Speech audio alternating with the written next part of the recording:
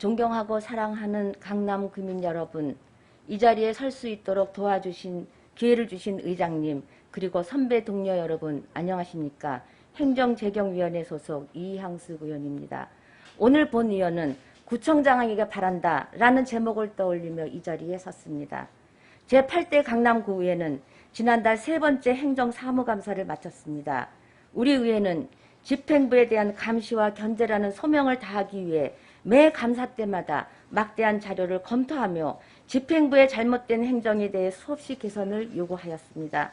그러나 집행부에게는 그저 공허한 메아리일 뿐이었나 봅니다. 개선에 대한 노력도 의지도 없어 보이는 몇 가지 사항에 대해서 지적해보자 합니다. 첫째, 학술 용역을 포함하여 막대한 혈세가 투입되는 무분별한 용역 사업에 관한 사항입니다.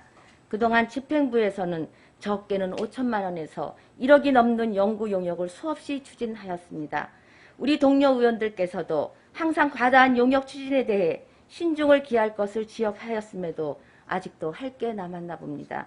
이번 행감에서도 지적되었지만 불용된 행사비를 전용하여 용역비로 집행한 부서가 있는가 하면 또 다른 부서에서는 일단 본 예산에서 사업비를 확보한 뒤 실제 사업은 시작도 하지 않고 임대료와 관리비만 무의미하게 흘려보낸 채 뒤늦게 사업 타당성에 대해 용역을 실시하는 부서도 있었습니다. 용역이라 함은 어떤 사업을 할 때 기본 계획을 수립하기 위함인데 만약 그 사업이 타당성이 없다라는 결과가 나온다면 그만두실 생각이었는지요. 이래 순서도 맞지 않을 뿐더러 국민의 소중한 혈세를 낭비하는 주먹구구식 용역 사업은 지양해야 합니다. 둘째, 중구난방식 사업 추진에 관한 내용입니다. 집행부 각 부서는 저마다의 고유 역할이 있음에도 행정의 전문성과 효율성은 고려하지 않은 채 양적 팽창에만 신경 쓰다 보니 비슷한 업무가 모든 부서에서 제각각 경쟁적으로 진행되고 있었습니다. 이번 21년 예산안에서도 몇 부서에서 같은 양상이 반복되고 있었습니다. 양적 확장에만 치중하지 말고 사업의 기본 근거가 되는 자치법규를 정비한 후 체계적으로 사업을 시행하기 바랍니다. 셋째, 의회 행정사무 감사권에 대한 존중입니다. 지방자치법 제41조 제5항에 따르면 거짓 증언한 자는 고발할 수 있으며 서류 제출을 요구받은 자가 정당한 사유 없이 서류를 제출하지 아니한 경우에는 과태료를 부과할 수 있다라고 규정되어 있습니다.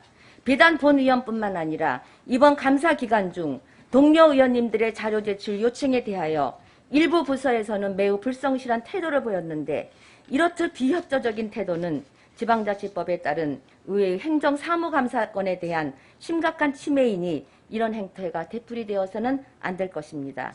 마지막으로 구청장께 한 말씀 드리겠습니다. 혹시 고맹주산에서 배운다, 즉 개가 사나우면 술이 씌어진다 라는 말을 들어보셨는지요? 옛날 어느 마을에 술을 아주 잘 빚는 사람이 있어 그의 술을 먹어본 사람은 칭찬을 아끼지 않았다고 합니다.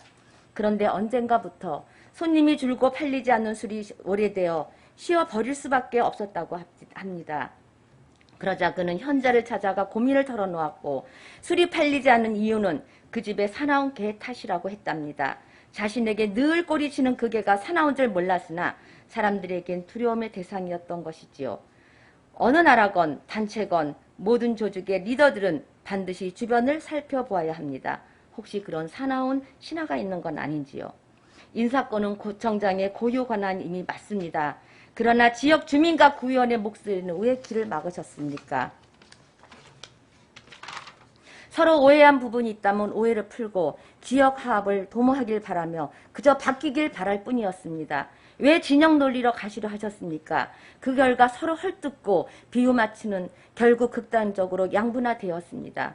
왜 억울한 사람 편에 서지를 않으셨습니까? 처자식이 있는 30년 충실하게 됐던 어느 직원은 충성스러운 사나운 신하에 의해 결국 정년을 얼마 앞두고 그만두게 되었다는 가슴 아픈 이야기도 있답니다. 민선 7기 후반의 바람은 어디로 불까요? 인사가 만사가 아닌 인사가 참사가 되질 않기 바라며 이만 발언을 마치겠습니다. 경청해 주셔서 감사합니다.